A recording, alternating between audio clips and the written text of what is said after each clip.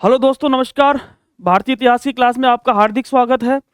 दोस्तों, अपन जो टॉपिक पढ़ा रहे थे, दो टॉपिक अपने रह गए थे। एक तो है जन राष्ट्रवाद का विकास, एक दोस्तों है राष्ट्रवाद का विकास। ठीक है, ये दो अपने लास्ट टॉपिक रह गए हैं दोस्तों। ये कम से कम एक दो दिन में ये आज ही कंप्लीट आपके हो जाएंगे, यानी भारतीय इतिहास कंप्लीट आपकी क्लास से होने वाली है। और जो भी आपकी दिक्कत है वो मेरे नंबर पर आप कॉल कर सकते हो। सर, भारतीय इतिहास की क्लास है, जो कोई भी चीज़ समझ में नहीं आ रही हो तो आप आराम से मुझे कॉल कर सकते हो, ठीक है ना। तो टॉपिक पढ़ते थे अपन जन राष्ट्रवाद का विकास, जिसके अंदर अपन ने देखा था। एक बार वापस से 10-1 मिनट के अंदर रिवीजन कर लेते हैं। पुरानी दो क्लासों का पुराना 10-1 मिनट के अंदर रिवीजन हो जाएगा, ठीक है। और उसके बाद अपन जो अगला जो चरण है वो अपन यहाँ से अपन पढ़ते हैं, ठीक है। दोस्तों, ये पूरी कहानी स्टार्ट हो रही है 1917 से 1942 तक, जन राष्ट्रवाद का विकास से, ठीक है। तो कहानी कहाँ से स्टार्ट हुई है? भारतीय राष्ट्रीय कांग्रेस से स्टार्ट होती है, ठीक। और कहते हैं कि पहले गरमपंथी, नरमपंथी, गरमपंथी और आपके तीसरा गांधी युग था। और गांधी युग से अपन इसके अंदर अपन पढ़ते हैं, ठीक है। गरमपंथी लाल बाल पाल थे ही, ठीक है। अरविंद घोष भी थे इसके अंदर, फिर गोपाल कृष्ण गोखले, फिरोज शाह मेहता और बदरुद्दीन तैयब जी, बहुत सारे लोग थे इसके अंदर, ठीक है। दिनसा वाचा, ठीक है, ये तमाम लोग थे। फिर दोस्तों आप देखोगे कि दादा भाई नौरोजी भी थे इसके अंदर। हाँ, अब कहानी पढ़ेंगे गांधी जी की, ठीक। गांधी जी के 3 कालखंड अपन ने पढ़ा था। एक तो उनका प्रारंभिक जीवन दक्षिण अफ्रीका के अंदर, एक दोस्तों भारत के अंदर उनका आगमन कैसे होता है। सबसे पहले अगर बात करेंगे तो प्रारंभिक जीवन 2 अक्टूबर, ये तो बेसिक है, ये चीज़ आपको पता होना चाहिए। अपने सिलेबस में है नहीं, ठीक, लेकिन आपको पता होना चाहिए कि ये चीज़ आपके है। 2 अक्टूबर 1869 को पोरबंदर गुजरात में इनका जन्म हो रहा है। प्रारंभिक शिक्षा इनकी राजकोट में हुई थी, ठीक है। और पढ़ने के लिए कहाँ चले जाते हैं? इंग्लैंड आपके चले जाते हैं। कब? 1887 के अंदर आते हैं वहाँ सर। और कहते हैं कि 91 के आसपास दोस्तों ये इंग्लैंड से भारत वापस लौटते हैं। और कहते हैं कि बाद में फिर ये इनको कुछ काम वाम मिलता नहीं है, ठीक है। भारत के अंदर बॉम्बे भी रहते हैं, बॉम्बे हाईकोर्ट में भी काम करते हैं बाकायदा ये, ठीक। गोपाल कृष्ण गोखले से मिलते हैं ये। फिर दोस्तों 1893 के आसपास आप देखो कि किस्मत का जो है पासा पलटता है। और कहते हैं कि गांधी जी, दोस्तों ध्यान रखना, लोगों को पता है कि भाई केस लड़ने के लिए गए, नहीं, केस लड़ने के लिए नहीं गए थे, ये किसी वकील के साथ में चले गए थे, ठीक है ना, कि भाई उनके साथ ये चले जाते हैं एक एक्स्ट्रा के लिए, ठीक है। फिर अब्दुल्ला भाई का केस लड़ने के लिए जाते हैं, कहते हैं ऐसे। और कहते हैं 1906 के अंदर वहाँ रंग भेद के खिलाफ वहाँ पर सत्याग्रह करते हैं। पहली बार कॉन्सेप्ट सत्याग्रह का कब आया था? 1906 के आसपास ये कॉन्सेप्ट लेके आए थे। कौन? गांधी जी, ध्यान रखना, ठीक है। भारत के अंदर भी लाएंगे ये बाकायदा कॉन्सेप्ट 1906 के आसपास, ठीक है। और भारत के अंदर भी लेके आते हैं, चंपारण है, ठीक है। तीनों जो आप देखते हैं संघर्ष पढ़ोगे वो उसके अंदर गांधी जी लेके आते हैं। 1906 के अंदर डरबन के अंदर फिनिक्स आश्रम की स्थापना करी, और जोहान्सबर्ग के अंदर टॉल्स्टॉय आश्रम की स्थापना करी। अब दोस्त देखेंगे भारत के अंदर गांधी जी की एंट्री हो जाती है भारत में, ठीक है। यह आपका अखबार है, यह आपको अच्छे से पढ़ लेना है। हाँ, अब दोस्तों भारत के अंदर गांधी जी की एंट्री हो गई है। 9 जनवरी 1915 की गांधी जी की एंट्री हो चुकी है। और कहते हैं कि भाई अब रहने के लिए जगह तो चाहिए ना, तो कहाँ स्थापित किया? एक कोचरबा है नाम के एक आश्रम की स्थापना की 1915 के अंदर। लेकिन उसको स्थानांतरित करके दोस्तों कहाँ कर दिया गया? आपके साबरमती आश्रम इसको कर दिया गया। और कहते हैं कि जब फर्स्ट वर्ल्ड वॉर चल रहा था, उस फर्स्ट वर्ल्ड वॉर के समय गांधी जी ने कहा था कि अपन को किसकी मदद करनी है? कि भाई अंग्रेजों की मदद करनी है, ठीक। और दोस्तों अंग्रेजों की मदद की बाकायदा। और कहते हैं कि इन्हें भर्ती वाला सार्जेंट भी इनको कहा जाता है। और दोस्तों अंग्रेजों ने इसके लिए क्या दी इनको उपाधि? केसर ए हिंदी की उपाधि इनको बाकायदा दी थी, ठीक है। दोस्तों ये कहानी है। फिर दोस्तों आप देखो कि अब धीरे धीरे गांधी जी इनरोल हो रहे हैं। और गोपाल कृष्ण गोखले कहते हैं कि साहब आप पूरे भारत के अंदर भ्रमण करके आओ। तो 1 साल पूरा भ्रमण किया, बोलना कुछ ही नहीं है, सुनना है, सिर्फ सुनना है आपको, ठीक है। और कहते हैं कि फिर गांधी जी 1915 के कलकत्ता अधिवेशन में भाग ले लिए थे, ठीक है। कांग्रेस की सदस्यता ग्रहण कर लेते हैं। 16 के अधिवेशन में आते हैं, लखनऊ के अधिवेशन में। और कहते हैं कि अधिवेशन के अंदर एक व्यक्ति था राजकुमार शुक्ल, उनसे मिलता है, पूरी घटना बताते हैं कि चंपारण है, चंपारण बिहार में एक जगह है, आप वहाँ पे एक नील की समस्या हो रखी है, आप आइए। दोस्तों उसकी बात सुन, पहले ध्यान देते नहीं गांधी जी, लेकिन बाद में फिर ध्यान देने लगता। और कहते हैं फिर गांधी जी सबसे पहले जो अगर मैं बात कहूँ संघर्ष जिसमें गांधी जी के 3 सबसे पहले संघर्ष थे। तो आपको ये ध्यान रखना कि गांधी जी की पहली सार्वजनिक उपस्थिति कहाँ हुई थी? बीएचयू के उद्घाटन समारोह में। कहाँ हुई थी? बीएचयू के उद्घाटन समारोह में गांधी जी की एंट्री होती है। 3 महत्वपूर्ण है, गांधी जी के 3 संघर्ष महत्वपूर्ण है। सबसे पहले है चंपारण सत्याग्रह, अहमदाबाद मील मजदूर, और तीसरा है खेड़ा सत्याग्रह। तीनों दोस्तों आपके इंपॉर्टेंट है, ठीक है। कहीं ना कहीं एग्जाम के अंदर आपके क्रोनोलॉजी पूछ सकते हैं, ध्यान रखना। मार्च के अंदर होता है 1918 के अंदर, ये चीज़ आपकी इंपॉर्टेंट है, ठीक है ना। ये आपको समझना है, क्योंकि बच्चे क्या करते हैं कि भाई पहले खेड़ा कर देते हैं, ठीक, खेड़ा बाद में अहमदाबाद, कन्फ्यूज हो जाते हैं। चंपारण सबको याद रहता है, लेकिन आसपास के अंदर आप देखोगे कि एक प्रकार से जो है खेड़ा पहले कर देंगे, फिर चंपा तो कन्फ्यूज हो जाएंगे। तो पहले क्या आएगा? अहमदाबाद, ठीक। सबसे पहले दोस्तों चंपारण के अंदर 3 कठिया प्रथा होती है और कहते हैं 3 कठिया प्रथा 20 में से 3 भाग पर नील की खेती करना यहाँ पे अनिवार्य था। गांधी जी जाते हैं, कमेटी बैठती है, कमेटी के अंदर गांधी जी सदस्य थे बाकायदा, और कहते हैं कि वहाँ पर उनके सहयोगी भी थे, वहाँ पे बहुत सारे सहयोगी मिलते हैं, जैसे डॉक्टर राजेंद्र प्रसाद, अनिरुद्ध प्रसाद सिन्हा है, ठीक, इसके अलावा महादेव देसाई जो कि पीए बनते हैं बाद में, ठीक, शंकर लाल बैंकर है, राजेंद्र नरहर पारिक है, और दोस्तों पटना के हाईकोर्ट के एक बड़े प्रतिष्ठित वकील थे डॉक्टर राजेंद्र प्रसाद, तमाम दोस्तों इनके सहयोगी मिलते हैं और कहते हैं कि दोस्तों एक महिला थी, सबाल्टर्न इतिहासकार की एक महिला है, कौन, जूडिथ ब्राउन, दोस्तों कहती है बाकायदा कि ये तो क्या है, सारे सब कॉन्ट्रैक्टर है, क्या है, गांधी जी क्या है, कॉन्ट्रैक्टर है, और ये सब क्या है, इसके सब कॉन्ट्रैक्टर है, उप ठेकेदार है। फिर अहमदाबाद मिल मजदूर आंदोलन जो कि मार्च 1918 के अंदर हो जाता है, और जब ये आंदोलन इसका रीजन एक ही था कि भाई जो मिल मालिक थे उन्होंने दोस्तों जो प्लेग भत्ता मिल रहा था वहाँ पर क्या कर देते हैं, भत्ता बंद कर देते हैं, और गांधी जी की एंट्री हो जाती है और कहते हैं कि पहली बार भूख हड़ताल का कॉन्सेप्ट लाने वाले कौन थे, गांधी जी थे यहाँ पर, ठीक, और कहते हैं कि फिर 35% गांधी जी ने यहाँ पर प्लेग भत्ता यहाँ पर दिलवाते हैं। भाई पहले तो 20% की दिया गया, भाई 20% दे देते हैं, क्योंकि नहीं 20% नहीं चाहिए हमें, तो पूरा कितना चाहिए, 35%। गांधी जी आते हैं, बाहर निकलते हैं कि अब मैंने इनके मिल मालिक से बातें मनवा ली है, अब सिर्फ आपको 35% मिलेगा, तो इसलिए अब आप जो भी है ये मांगा उसके स्वीकार करो। फिर तीसरा दोस्तों खेड़ा सत्याग्रह, फसल खराब हो जाती है, अंग्रेज जो है यहाँ पर जो है टैक्स वसूल रहे थे, इससे लोगों को गुस्सा फूटा, और इसके अंदर प्रमुख नेता उभर कर आता है, एक तो दोस्तों इंदुलाल याग्निक, दोस्तों दाना किसान बुलेटिन नाम से अखबार निकालते हैं बाकायदा ये, ठीक है, कौन, इंदुलाल याग्निक, बहुत बड़े किसान नेता थे, ठीक। फिर दोस्तों सबसे इंपॉर्टेंट सरदार वल्लभ भाई पटेल, खेड़ा सत्याग्रह से इनकी जो है राजनीतिक जो है चीजें चालू होती है, और गांधी जी एंट्री कर जाते हैं, और कहते हैं उस समय गांधी जी क्या हुआ करते थे, गुजरात किसान सभा के भी अध्यक्ष गांधी जी हुआ करते थे। और फिर दोस्तों फसलें खराब हुई और गांधी जी ने मना कर दिया कि आपको टैक्स नहीं देना है, फिर दोस्तों सरकार यहाँ पर झुक जाती है, ठीक। गांधी जी को 3 उपाधि मिली हुई है, सबसे पहले कौन सी, जुल्लू बोअर की उपाधि मिली हुई है, ठीक है, वहाँ पर अफ्रीका के अंदर वहाँ पे नटाल कांग्रेस की स्थापना करते हैं बाकायदा, ठीक है, और जो डच किसान है उनके खिलाफ अंग्रेजों की मदद करते हैं। फिर दोस्तों उनको कांग्रेस को सॉरी अंग्रेजों ने दोस्तों इनको क्या, बोअर और जुल्लू की उपाधि दी, और बाकायदा केसर है हिंदी की उपाधि भी इनको भर्ती वाले सार्जेंट की जब दी थी, जब इनको उपाधि दी थी। अब दोस्तों कहानी चलती आगे। अब तीसरी इंपॉर्टेंट न्यूज है, तीसरी अगली है, रोलेक्ट एक्ट है, जलियांवाला बाग हत्याकांड है, एक दोस्तों आपके खिलाफत मूवमेंट है, एक आपके असहयोग मूवमेंट, यहाँ तक अपन ने पढ़ लिया था, और ये भी एक बार रिवीजन कर लेते हैं। तो रोलेक्ट एक्ट होता है, तो दोस्तों रीजन क्या था रोलेक्ट एक्ट का, वो यही रीजन था कि भाई अब इसके अंदर किसी भी व्यक्ति को संदेह के आधार पर गिरफ्तार यहाँ पर कर लिया जाता है, और कहते हैं कि रोलेक्ट एक्ट था जो, और मोतीलाल नेहरू तो बकायदा कहा था कि तो ना वकील ना दलील ना अपील का कानून है ये, ना शक हो उसको तुरंत गिरफ्तार कर लो, ठीक।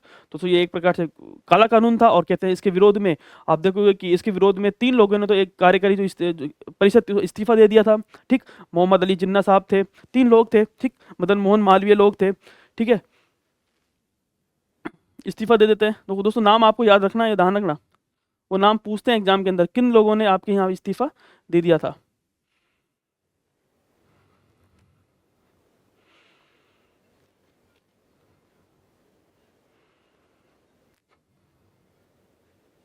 हाँ सॉरी, इस्तीफा दे दिया किसने, मोहम्मद अली जिन्ना, मजरुल उल हक और आपके मदन मोहन माल, दोस्तों 3 लोग थे जो कि केंद्रीय विधानसभा से क्या करते थे, यहाँ पे इस्तीफा दे देते हैं। फिर दोस्तों गांधी जी ने भी रोलेक्ट एक्ट के विरुद्ध काला कानून के अंदर फरवरी के आसपास 1919 के अंदर बॉम्बे के अंदर स्थापना करी कि भाई काला कानून है, सत्याग्रह चालू करेंगे। फिर दोस्तों इनके मेन में सदस्य कौन थे, जमनालाल दास थे, बीजी हारमोनन थे, शंकरलाल बैंकर थे, द्वारका प्रसाद थे, और दोस्तों इसके सचिव कौन बनते हैं, उमर सोमानी इसके क्या बनते हैं, आपके सचिव यहाँ पर बनते हैं, ठीक। चलते हैं फिर आगे। हाँ फिर दोस्तों पूरे भारत के अंदर इसकी हड़ताल रखी गई 6 अप्रैल को, 6 अप्रैल के आसपास, और कहते हैं कि दोस्तों 9 अप्रैल के दिन पंजाब के 2 नेता थे, एक तो सैफुद्दीन किचलू, एक दोस्तों एक है सतपाल, डॉक्टर सतपाल, एक सैफुद्दीन किचलू, 2 व्यक्ति थे, सरकार ने इनको गिरफ्तार कर लिया गया, और कहते हैं कि इसके बहुत बड़े नेता थे, स्थानीय नेता थे, और कहते हैं कि वहाँ इनकी चलती भी थी, और कहते हैं कि जब ये 9 तारीख के दिन था, और दोस्तों जब 10 तारीख के दिन जुलूस कर रहे थे, जुलूस निकाल रहे थे, तो वहाँ से दोस्तों 5 अंग्रेजों को यहाँ मार देते हैं, और ये घटना इतनी भड़क जाती है कि फिर बाद में दोस्तों ध्यान रखना, सरकार ने वहाँ पर क्या लगा दिया, मार्शल लॉ लगा दिया, क्या लगा दिया, वहाँ पर मार्शल लॉ लगा दिया, और कहते हैं कि जब मार्शल लॉ लगा दिया तो अब तारीख थी 13 तारीख, क्या तारीख थी उस दिन, 13 तारीख थी, और 13 तारीख को क्या था, वैसाखी का दिन था, किसका दिन था, वैसाखी का दिन था। और दोस्तों और वैसाखी का दिन आपको पता ही है कि इस दिन खालसा पंथ की स्थापना गुरु गोविंद सिंह ने वहाँ पर स्थापना की, वैसाखी के दिन की, इसलिए महत्वपूर्ण भी था। और कहते हैं कि जो अमृतसर के अंदर जो हरमंदिर जो मंदिर है, ठीक है, जो गुरुद्वारा है, उसके दोस्तों पास में आप देखोगे कि एक जगह थी, जलियांवाला नाम की जगह थी, वहाँ मेला था। और कहते हैं कि 10,000 से ज़्यादा लोग वहाँ भीड़ इकट्ठा हो जाती है। और कहते हैं कि वहाँ के कुछ समर्थक थे, किसके, सैफुद्दीन किचलू और डॉक्टर सतपाल के, उन्होंने थोड़ा सा नारा वारे लगा दिए। और कहते हैं कि जब सरकार को लगा कि अब बहुत ज़्यादा स्थिति कंट्रोल में नहीं होगी और बहुत ज़्यादा भीड़ भी है यहाँ पर, तो दोस्तों उन्होंने वहाँ पर क्या कर दिए, एक तो उस समय पंजाब के गवर्नर माइकल ओ डायर हुआ करते थे, और जबकि जो है अमृतसर के गवर्नर से दोस्तों कौन थे, आपके जो प्रशासन संभालते थे वहाँ का, वो थे दोस्तों माइकल आर डायर, ठीक है। और कहते हैं कि वहाँ फिर गोली चल जाती है, हंसराज नाम का व्यक्ति था, उसने सारी चीज़ें बता दी है, ठीक है। और कहते हैं कि उसके बाद में फिर और कहते हैं कि सरकारी रिकॉर्ड के अंदर 376 लोग मारे गए थे, कितने, 376, जबकि जो वहाँ से लोग वहाँ से पूछा तो कहते हैं कि वहाँ पर 1000 से लोग वहाँ पर मारे गए थे। और कहते हैं दोस्तों जब वो कुआं था, उस कुआं से बहुत सारे आप देखोगे एक प्रकार से लाशें ऊपर तक आ गई थी। और कहते हैं कि उसके अंदर से ही एक व्यक्ति था, उधम सिंह, उनका जो परिवार था वो मर गया था, उसको गुस्सा ही था भयंकर, और उसको भयंकर उसको माइकल आर डायर को उसको पता था कि इसने यहाँ पर गोलियां चलाई है। तो दोस्तों ये लंदन जाता है, और 1940 के अंदर दोस्तों, उस समय 1927 के अंदर आसपास आप देखोगे कि माइकल आर डायर तो मर ही जाते हैं, और जबकि उनके जो उस समय पंजाब के गवर्नर हुआ करते थे माइकल ओ डायर, उनको दोस्तों वहाँ पर मार के आ जाता है, ठीक। अब दोस्तों जलियांवाला बाग हत्याकांड हो चुका है, पूरे विश्व के अंदर, पूरे वर्ल्ड के अंदर ब्रिटिश संसद तक सारी बातें पहुंच चुकी है। और कहते हैं कि इसके विरोध में सरकार ने एक कमेटी बनाई, और उसका नाम था हंटर कमेटी। क्या नाम था, हंटर कमेटी बनाई। और कहते हैं कि हंटर कमेटी के विरोध के हंटर कमेटी के अंदर 3 भारतीय थे, जगत नारायण, सुल्तान अहमद, ठीक है, चिमन लाल सितलवाड़, ठीक है, ये 3 इसके अंदर भारतीय थे। और कहते हैं कि फिर ये महात्मा गांधी जी कहते हैं ये तो क्या है, एक प्रकार से निर्लज लिपापोती कर रहे काम कर रहे हैं, ठीक। फिर कांग्रेस भी थी, कांग्रेस ने भी अपनी खुद का एक प्रकार से जो कमेटी बनाई, पंडित महामना मदन मोहन मालवीय की कमेटी में। और कहते हैं इसमें गांधी जी ने खुद प्रस्ताव रखा, और खुद गांधी जी इसमें इन्वॉल्व थे, ठीक है, मदन महल, बहुत सारे लोग इसके अंदर इन्वॉल्व थे। तो कुल मिला के बात यह है कि इसको यहाँ पर एक प्रकार से नकार दिया गया। और कहते हैं कि फिर जो वहाँ की लॉर्ड्स थी, ठीक है, लंदन के अंदर दोस्तों, सॉरी, इंग्लैंड की संसद थी, संसद की 2 थे, एक तो दो पार्ट है, एक तो हाउस ऑफ लॉर्ड्स, एक house of Commons. Commons Lok Sabha और लॉर्ड्स यानी राज्यसभा। और दोस्तों जो कॉमन थी, जो अपने जिसको लोकसभा कहते हैं, उसने दोस्तों क्या किया तो बिल्कुल गलत किया है, जबकि लॉर्ड्स ने बोला कि तो हमारा जो माइकल आर डायर, इसको ये तो ब्रिटिश राज का शेयर है क्या है। और कहते हैं कि इसको मान की तलवार भी यहाँ पर भेंट की थी। दोस्तों ये कहानी थी। उसके बाद दोस्तों फिर आप देखो खिलाफत मूवमेंट हो जाता है, और खिलाफत मूवमेंट के अंदर आप देखोगे कि तुर्की वर्सेस इंग्लैंड के बीच में था, और वहाँ का खलीफा को समाप्त करना चाहते थे। और इसके विरोध में जो भारतीय मुसलमान थे वो दोस्तों यहाँ पर हो जाते हैं। और कहते हैं कि इसके अंदर 3-4 लोग थे, नेता उबल के, मोहम्मद अली, शौकत अली, ठीक, मौलाना अबुल कलाम आज़ाद साहब, हकीम अजमल साहब, ठीक है, अब्दुल बारी, ये तमाम लोग थे दोस्तों, इन्होंने यहाँ पर नेतृत्व किया। और तो सबसे बड़ी बात है खिलाफत आंदोलन के अंदर, अब गांधी जी भारत के अंदर आ चुके हैं। और कहते हैं कि और बकायदा खिलाफत कमेटी के यहाँ पे अध्यक्ष भी बनते हैं। पहले अध्यक्ष तो पहले दिन जो जब कमेटी हुई, अध्यक्ष बना, तो पहले दिन तो फजल उल हक ने दोस्तों यहाँ पर अध्यक्षता की, लेकिन सेकंड दिन दोस्तों खुद गांधी जी ने यहाँ पर अध्यक्षता की है, ठीक है। और कहते हैं कि फिर इसके बाद में आप देखोगे कि जो गांधी जी है वो बकायदा इसमें हिंदू मुस्लिम एकता की बात कर रहे थे, सारी बातें चल रही थी, ठीक है। और फिर दोस्तों आप देखोगे कि फिर 1924 के अंदर तो कमाल मुस्तफ़ा पाशा के नेतृत्व में यहाँ की जो खलीफा का पद था वो यहाँ पर क्या हो जाता है, समाप्त यहाँ पर हो जाता है, ठीक। खिलाफत आंदोलन हो गया। अब दोस्तों हिंदू मुस्लिम एकता सब लोग यहाँ पर, सब कुछ आप लोग यहाँ पर चल रही है। अब दोस्तों गांधी जी के द्वारा एक बड़ा आंदोलन होता है, कौन सा, असहयोग आंदोलन। और कहते हैं कि 1 अगस्त तारीख क्या थी, 1 अगस्त 1920 के अंदर दोस्तों गांधी जी का असहयोग मूवमेंट चालू हो जाता है। और असहयोग मूवमेंट के बाद में आप देखोगे कि चारों तरफ सरकारी स्कूल बंद, ठीक। और कहते हैं कि गांधी जी बोल रहे थे कि यहाँ पर कि मैं 1 साल के अंदर पूरे भारत को क्या दिला दूंगा, आज़ादी यहाँ पर दिलवा दूंगा। और कहते हैं कि गांधी जी ने बाकायदा 3 उपाधियाँ थी, सरकारी उपाधि दे दी, सरकारी कॉलेज स्कूल बंद कर दिए, न्यायालय बंद कर दिए गए, और विदेशी वस्तुओं की दोस्तों यहाँ पर क्या किया गया, बहिष्कार यहाँ पर किया गया। और कहते हैं फिर दोस्तों खुद उस समय आप देखोगे कि कांग्रेस के अधिवेशन चल ही रहे हैं, ठीक। और कहते हैं कि सितंबर के अंदर एक विशेष अधिवेशन होता है, एक दोस्तों आपके दिसंबर के अंदर अधिवेशन होता है, जिसके अंदर जो सितंबर वाला अधिवेशन हुआ उसकी अध्यक्षता खुद लाला लाजपत राय करते हैं, ठीक है। और कहते हैं कि उसके बाद में जो नागपुर वाला अधिवेशन हुआ उसकी अध्यक्षता वीर राघवाचारी साहब यहाँ पर करते हैं। और कहते हैं कि गांधी जी ने खुद सबसे पहले सितंबर के अंदर अगस्त प्रस्ताव को यहाँ पर असहयोग आंदोलन के प्रस्ताव खुद पारित यहाँ पर करवाया था। और कहते हैं इसके विरोध के अंदर कहते हैं कि जो जिसने विरोध किया था यहाँ पर दोस्तों वो थे, आप देखोगे कि एनी बिसेंट थी, ठीक, मोहम्मद अली जिन्ना साहब थे, विपिन चंद्र पाल थे, ठीक, सीआर दास थे, ये तमाम लोग थे, इन्होंने इसका विरोध किया था, किसका, असहयोग आंदोलन का। और कहते हैं कि फिर बाद में गांधी जी ने दिसंबर के आसपास नियमित अधिवेशन हुआ। और कहते हैं कि जो सीआर दास जिसने विरोध किया था, अब दोस्तों खुद सीआर दास यहाँ प्रस्ताव रख रहे हैं बाकायदा, ठीक, देशबंधु चित्तरंजन दास ये खुद प्रस्ताव रख रहे हैं। और कहने का मतलब दोस्तों अब धीरे धीरे आप देखोगे कि जो कांग्रेस है उसके अंदर भी धीरे धीरे यहाँ पे परिवर्तन यहाँ पर किया जाता है। और कहते हैं कि बाकायदा कि इसके अंदर आप देखोगे कि सबसे पहली CWC मीटिंग थी, उसके अंदर 15 सदस्य होने चाहिए कार्यकारिणी के अंदर, पहली चीज। दूसरी चीज है कि भाई अब जो 1 रुपया लेते थे अपन कांग्रेस सदस्यता, अब उसको क्या लेंगे 25 पैसे कर दिया जाएगा, ठीक है। और दोस्तों तीसरी बात है कि यहाँ पर भाषाई के आधार पर यहाँ पर क्या किया जाएगा, पुनर्गठन यहाँ पर किया जाएगा। और दोस्तों बाद में किया भी था, ठीक। अब दोस्तों जो असहयोग आंदोलन था इसके अंदर कुछ रचनात्मक कार्यक्रम हुए, जिसके अंदर आप देखोगे गांधी जी के खादी जो क्या बोलते हैं कि एक प्रकार से सारी बातें दोस्तों आप देखो स्वदेशी का प्रचार प्रसार करना है, ठीक है। और जो रचनात्मक कार्यक्रम तो सारे यहाँ पर किया गया। नकारात्मक ये थे कि भाई यहाँ पर सारी उपाधियां त्याग दी, सारी जितनी विदेशी वस्तुओं की बहिष्कार किया गया। तो ध्यान रखना विदेशी वस्तुओं का सबसे ज्यादा बहिष्कार यहाँ सर्वाधिक यहाँ पर सफल हुआ था दोस्तों। ये था सारा अपन ने यहाँ तक अपन ने पढ़ ही लिया था। और कहते हैं कि दोस्तों ध्यान रखना असहयोग आंदोलन के बाद के अंदर कुछ लोग थे जिसने जो कांग्रेस सदस्यता छोड़ दी थी, जिसके अंदर विपिन चंद्र पाल, मदन मोहन मालवीय थे, ठीक। और कहते हैं उसके बाद में अपने मोहम्मद अली जिन्ना साहब भी थे। ये तमाम लोग थे जिन्होंने कांग्रेस सदस्यता यहाँ पर छोड़ दी थी, ठीक है। तो ये कहानी थी अपनी असहयोग मूवमेंट की। और फिर दोस्तों आपको पता ही है कि 1922 के अंदर चोरा चोरी कांड हो जाता है और गांधी जी का जो सिद्धांत अहिंसा वाला वो यहाँ पर फेल हो जाता है। और कहते हैं कि फिर बारदोली के अंदर प्रस्ताव यहाँ पर पारित कर दिया जाता है और कहते हैं कि यहाँ पर असहयोग आंदोलन यहाँ पर छोड़ दिया जाता है। और कहते हैं कि दोस्तों गांधी जी को गिरफ्तार कर लिया जाता है 1922 के अंदर और 1924 के आसपास गांधी जी को वापस से छोड़ दिया जाता है। ब्रूमफील्ड ने 6 साल के लिए इनको सजा दी थी। और कहते हैं कि दोस्तों फिर गांधी जी को क्या कर दिया जाता है, यहाँ पर रिहा कर दिया जाता है, क्योंकि वहाँ से वो ज़्यादा ही बीमार वहाँ पर हो गए। दोस्तों ये कहानी थी अपनी 1922 तक की, ठीक। अब दोस्तों कहानी चालू होगी स्वराज पार्टी से। कहाँ से चालू होगी? स्वराज पार्टी से। दोस्तों ये था 16 मिनट के अंदर मैं समझता हूँ कि लगभग मैंने आपको अच्छे से एक बार पूरा ना जितना भी था सारा रिकॉल मैंने आपको अच्छे से याद करवा दिया, ठीक है। तो एक बार अपन देखेंगे। हाँ, तो दोस्तों अब देखेंगे अपन स्वराज पार्टी, ठीक है। स्वराज पार्टी समझेंगे और पूरी आगे की जो घटना रहेगी वो मैं आपको यहाँ पर समझाता रहूँगा, ठीक है। चलते हैं आगे अपन। दोस्तों मैं समझता हूँ कि आपको चीज़ें सारी याद भी हो रही होगी और सारी चीज़ें मैंने आपको यहाँ पर याद करवाया है, ठीक है। चलते हैं आगे।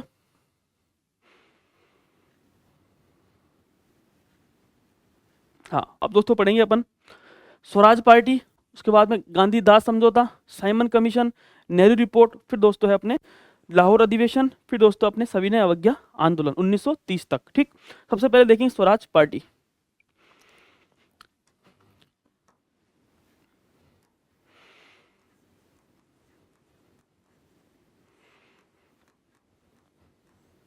स्वराज पार्टी, ठीक। अब दोस्तों आपको पता ही है कि अब CR दास है, देशबंधु चित्तरंजन दास। तो सबसे इंपॉर्टेंट रोल इसके अंदर 2 व्यक्ति का रहेगा। एक तो है देशबंधु चित्तरंजन दास, देशबंधु चित्तरंजन दास, ठीक। एक दोस्तों है मोतीलाल जी नेहरू, मोतीलाल नेहरू।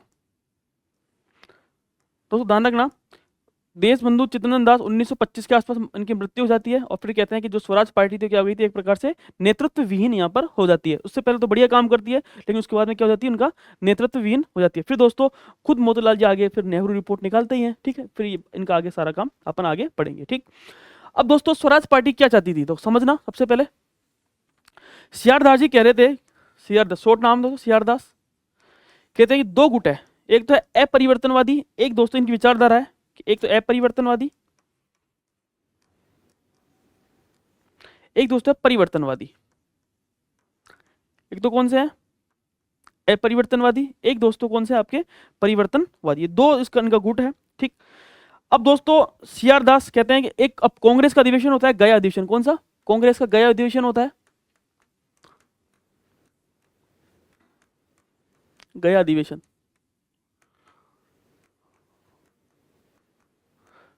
कहां पर होता है? 1922 के अंदर होता है। इसकी अध्यक्षता कौन करते हैं? CR दास। अध्यक्षता कौन करते हैं? CR दास। कौन करते हैं? CR दास। अब दोस्तों CR दास जी कह रहे थे कि भाई एक तो 2 गुट बन जाते, एक तो गांधी जी वाला गुट, एक खुद CR दास का।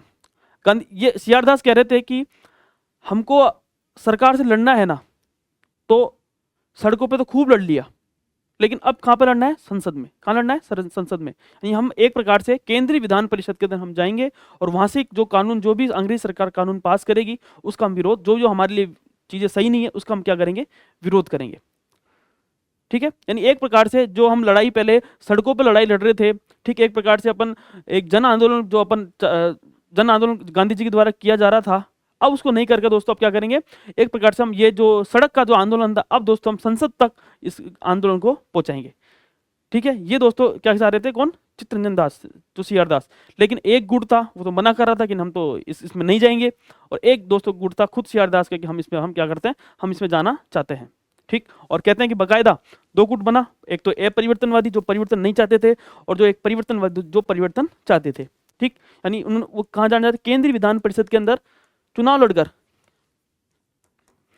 केंद्रीय विधान जो आज की लोकसभा है, केंद्रीय विधानसभा में वोट के माध्यम से, ठीक है, संसद में जाते हैं, और जो हमारी आवाज होगी वहां पर, ठीक है, जो हमारी वहां आवाज होगी, जो वहां के ब्रिटिश कानून जो पास करेंगे उसको हम क्या करेंगे, वहां पर रोकेंगे। ये हमारा तरीका है ब्रिटिश कानूनों को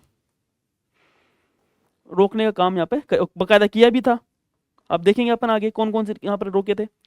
ठीक दोस्तों, ये था। और कहते हैं कि बकायदा इसके अंदर 3 लोग थे, एक तो परिवर्तनवादी के अंदर सबसे पहले आपको नाम पता, एक तो खुद सी आर दास है,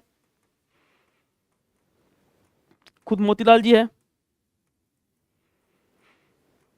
एक दोस्तों नाम आपको याद होना चाहिए, विट्ठल भाई पटेल। कौन, विट्ठल भाई पटेल, सरदार वल्लभ भाई पटेल के भाई।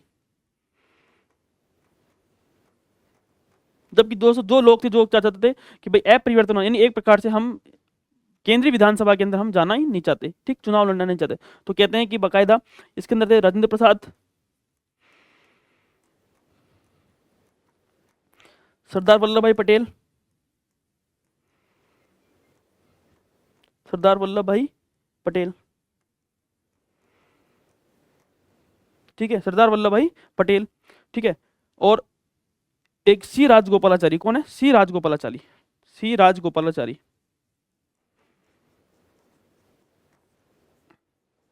सी राजगोपालाचारी। दोस्तों ये था। ठीक, कहने का मतलब दोस्तों स्वराज पार्टी सबसे पहले समझना, कांग्रेस का गया अधिवेशन होता है 1922 के अंदर, जिसके अध्यक्ष कौन बनते हैं, देश बंधु चित्तरंजन दास, यानी सी आर दास। दोस्तों ये नाम खूब बार आएगा, मैं आपसे बार बार पूछूंगा कि ये कहाँ पर आते हैं। सुभाष चंद्र बोस पढ़ेंगे तब भी आप देखोगे सी आर दास का नाम आएगा। ठीक, और सी आर दास का नाम दोस्तों असहयोग आंदोलन के अंदर जो नागपुर अधिवेशन हुआ था उसका प्रस्ताव भी खुद सी आर दास ने रखा था। ठीक, ये यहाँ पे पूछते हैं। तीसरा दोस्तों है कि यहाँ पर गया अधिवेशन की अध्यक्षता कौन कर रहा है, खुद सी आर दास कर रहे हैं। और कहते हैं कि बाकायदा सुभाष चंद्र बोस को तो बाकायदा देश बंधु चित्तरंजन दास के गुरु माने जाते हैं। और फिर गांधी जी ने भी कहा था कि अगर तो आपको बात करनी है तो आपको बंगाल के अंदर, बंगाल से आते थे देश बंधु चित्तरंजन दास। ठीक, अब दोस्तों इन्होंने कहा कि हमें जो सरकार है ना, सड़कों पे नहीं जाना अपन, अब कहाँ जाना है, केंद्रीय विधानसभा के अंदर भाग लेना है हमें। ठीक, तो भाग लेना है तो सीधी सी बात है हमें क्या, चुनाव लड़ना पड़ेगा। और चुनाव लड़ने के लिए सीधी सी बात है चुनाव होंगे, अगर हमारी सीटें जीत गई तो हम वहाँ पर केंद्रीय विधानसभा के अंदर पहुंच जाएंगे। और दोस्तों जो परिवर्तन चाहते थे वो लोग थे, भाई परिवर्तन होना चाहिए, तो खुद भाई सी आर दास है, मोतीलाल जी है, और आपके विट्ठल भाई पटेल है। ठीक, लेकिन जो परिवर्तन नहीं चाहते थे वो दोस्तों थे सी राजगोपालाचारी, गांधी वाला जो गुट है। ठीक, ठीक है, और जो राजेंद्र प्रसाद है और सरदार वल्लभ भाई पटेल। दोस्तों तो आपको पता चल रहा है कि सरदार वल्लभ भाई पटेल इधर है और खुद भाई उधर विट्ठल भाई पटेल वहां पर है। समझ में आ गया। तो ये कहानी थी। और कहते हैं कि बाकायदा यहाँ पर फिर ये चुनाव लड़ते हैं स्वराज पार्टी, और कहते हैं स्वराज पार्टी बनाते हैं 1 तारीख को, 1 जनवरी 1923। ठीक, या कहीं 1 मार्च भी होता है, 1923 स्वराज पार्टी बनती है। और कहते हैं कि बाकायदा ये केंद्रीय विधान परिषद के अंदर चुनाव भी लड़ते हैं। और कहते हैं कि दोस्तों टोटल 101 सीट थी। कितनी सीट थी, टोटल 101 सीट थी। और कहते हैं कि टोटल 101 सीट में से कितने, 43 सीट दोस्तों ये जो स्वराज पार्टी यहाँ पर जीत जाती है, बम्पर जो है स्वराज पार्टी। और कहते हैं कि मध्य प्रांत के अंदर तो दोस्तों पूर्ण बहुमत आता है। मध्य प्रांत में क्या आता है, पूर्ण बहुमत, क्या था, एक प्रकार से पूर्ण बहुमत मध्य प्रांत के अंदर आता है। ठीक है, और कहते हैं इसके अलावा आप देखोगे कि जो है 42 सीट, कितनी सीट थी, 42, कितनी सीट थी, 42 सीट थी। और कहते हैं कि बाकायदा दोस्तों बंगाल, बॉम्बे तथा यूपी में, बंगाल, बंगाल,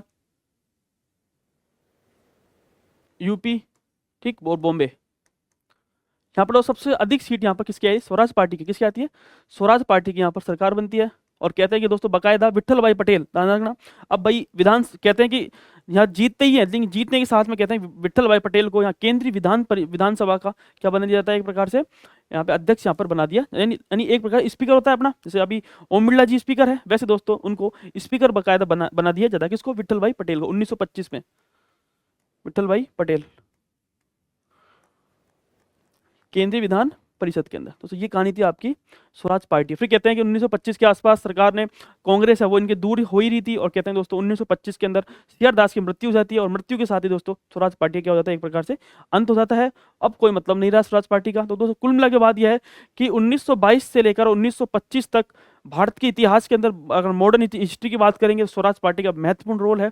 और कहते हैं कि फिर इसका जो नाम रखा गया था दोस्तों, नाम रखा गया था कांग्रेस खिलाफत स्वराज पार्टी। क्या नाम रखा गया था, कांग्रेस खिलाफत स्वराज पार्टी इसका नाम रखा गया था। और कहते हैं कि आज़ादी के बाद भाई सरकार को लगा कि भाई सीधी सी बात है, इतिहास किसने लिखा है, कांग्रेस ने, तो सीधी सी बात उसका नाम हटाया, जो वामपंथी इतिहासकार है उन्होंने नाम हटवा दिया। और कहते हैं कि जो कांग्रेस खिलाफत तो हटाकर क्या कर दिया गया, इसको ओनली स्वराज पार्टी इसको कर दिया गया। दोस्तों ये कहानी थी, और मैंने आपको अच्छे से समझा दिया, आपको याद भी हो गया होगा, ठीक है। और मैं समझता हूँ कि इस सब चीज़ आपको याद यहाँ पर हो गई होगी, ठीक है। तो दोस्तों वापस देख लेते हैं।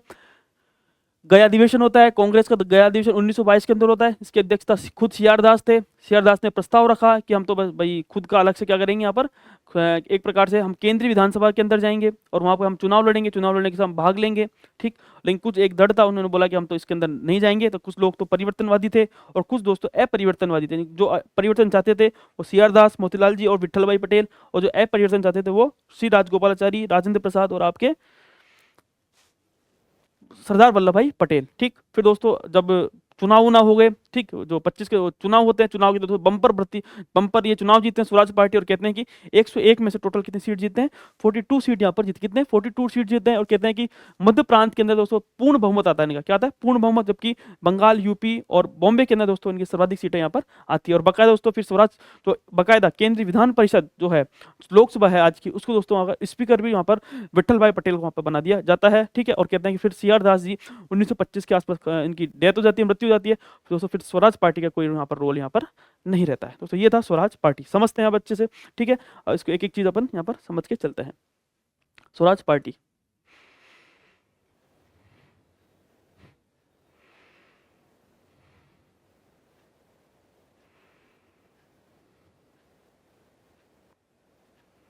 हाँ, स्वराज पार्टी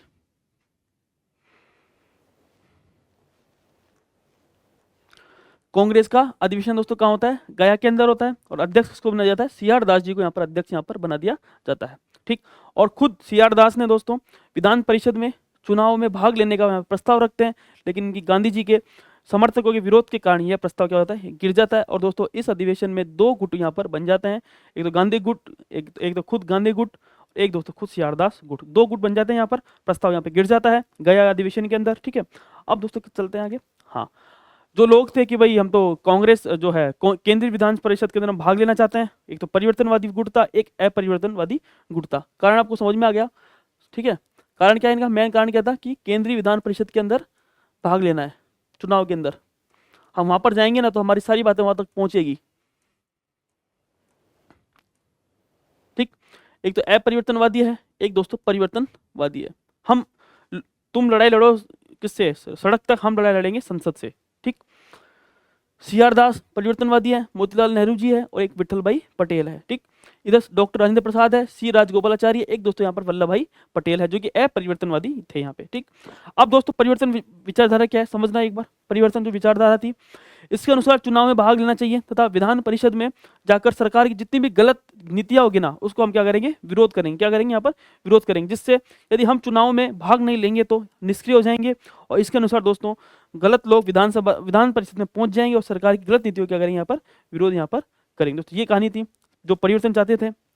कुल मिला के बाद दोस्तों एक प्रकार से विधानसभा परिषद में पहुंचना था और सरकार की जितनी भी गलतियां थी, सरकार जो एक प्रकार से कानून लेके आ रही थी उसका दोस्तों यहाँ क्या करना था, विरोध करना। ये इनका मेन लक्ष्य था कि भाई अपन ने सड़क से तो लड़ लिया, लेकिन अब अपन क्या किससे लड़ेंगे, संसद में लड़ेंगे, ताकि इनकी जो गलत जो जैसा प्रोल एक्ट लेके आए, सीधी सी बात है यहाँ पर हम अपन रोक लेंगे, ठीक। इससे सारी घटनाएं हो रही है सारी, ठीक है।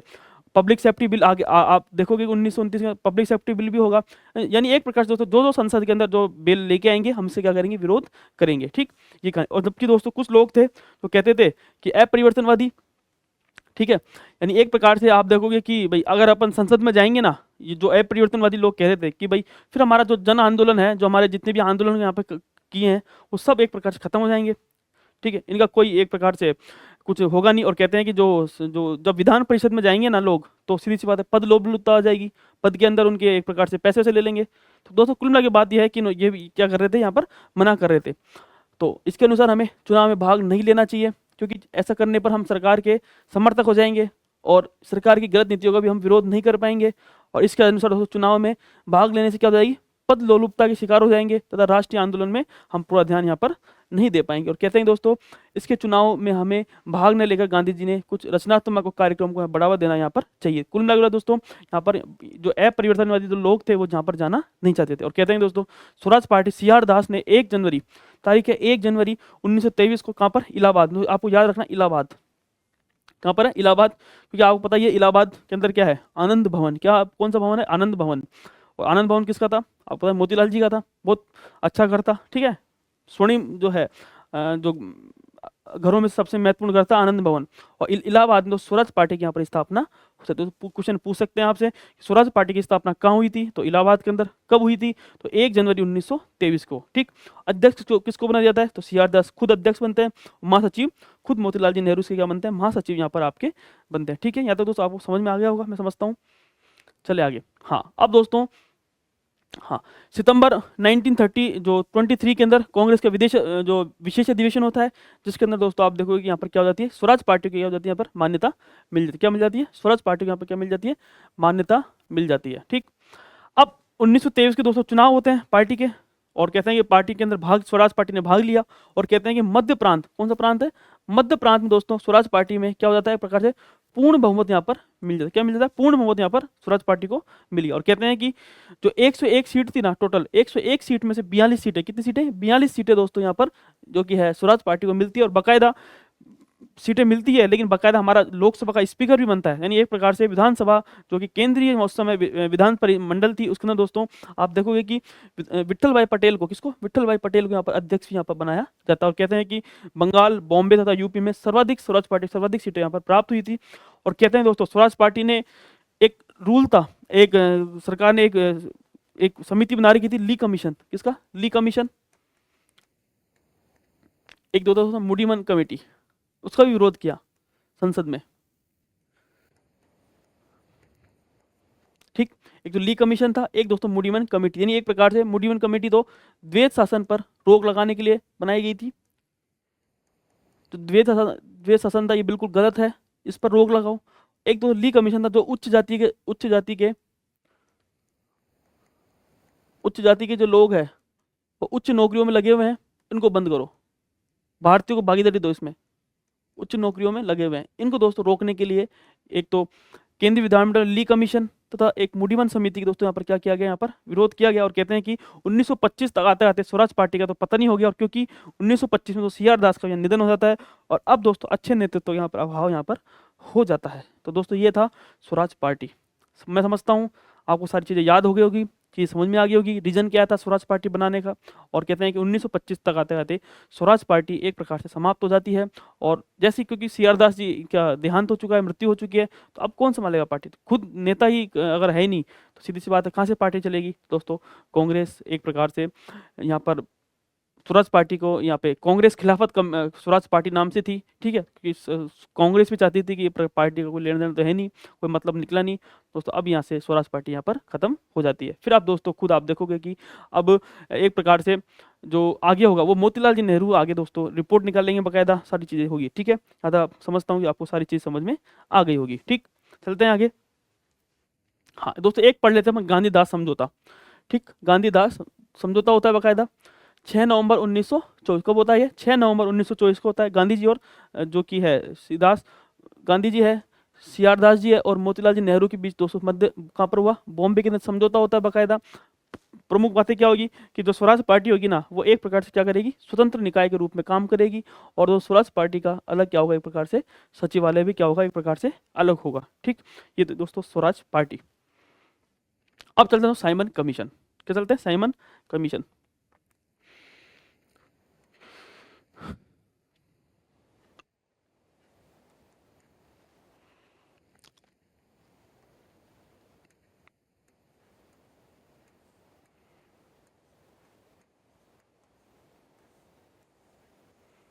साइमन कमीशन, एक बार चाय पी लेते हैं।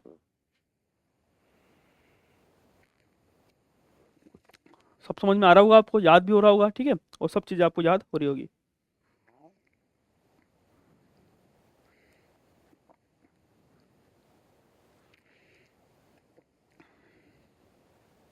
ठीक है, अब दोस्तों समझना, देखो साइमन कमीशन 1919 का एक्ट आता है।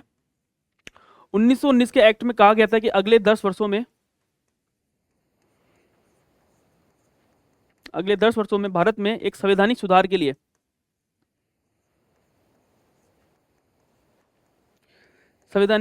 लिए, कोई यहाँ पे निर्णय लिया जाएगा, निर्णय लिया जाएगा कि संवैधानिक सुधार के लिए, बिल्कुल साहब। और कहते हैं कि उस समय ब्रिटेन के अंदर दो पार्टियां थी, एक तो कंजर्वेटिव पार्टी, एक आपकी लेबर पार्टी। एक लेबर पार्टी, एक दूसरी कंजर्वेटिव पार्टी, कंजर्वेटिव पार्टी।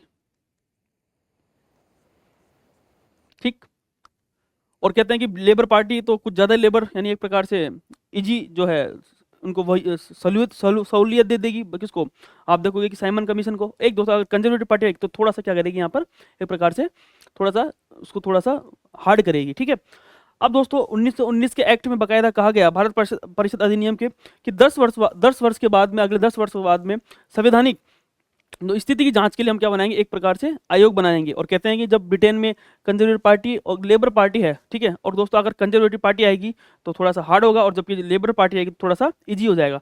इसको रोकने के लिए दोस्तों पहले ही कि भैया अगर लेबर पार्टी आ गई तो सीधी सी बात है कि दिक्कत खड़ी हो जाएगी, ठीक है, और कंजर्वेटिव पार्टी आएगी तो बढ़िया ही है। अब दोस्तों क्या हुआ कि पहले ही 2 साल पहले ही, कितने 2 साल पहले ही 1927 के अंदर, ठीक है, सिडनी रोलेक्ट साइमन, ठीक है, सॉरी, आप देखोगे साइमन जो है, साइमन की अध्यक्षता में 1927 में, वो तो था साइमन की अध्यक्षता में,